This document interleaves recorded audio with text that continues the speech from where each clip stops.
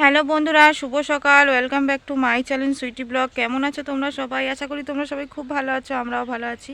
তো আজকের ব্লগটা এখান থেকেই শুরু করছি। তো দেখো, আশা করি ভালো লাগবে।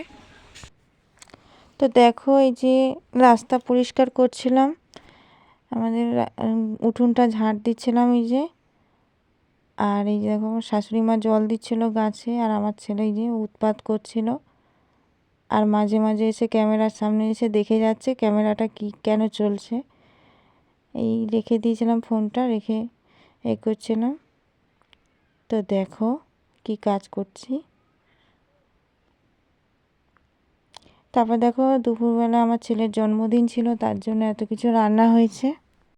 এখানে আছে এই যে ফ্রায়েড রাইস, আলু ভাজা, বেগুন ভাজা, বিম কড়াই ভাজা, শাক ভাজা, আর একটা কী ছিল আমার মনে পড়ছে না। আর হচ্ছে আলুর তরকারি, চাটনি, পাঁপড়, মিষ্টি, পায়েস, দই, এইসব করেছিলাম ছেলের জন্যে।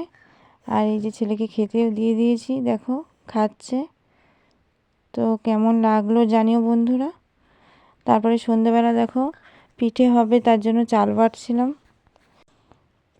তো সরু চাগলি পিঠে করব, তার জন্য দেখো মিক্সচার মেশিনে চাল জল দিয়ে বাটছিলাম, আর দেখছিলাম হয়েছে না হয়নি বাটা। তাই দেখো,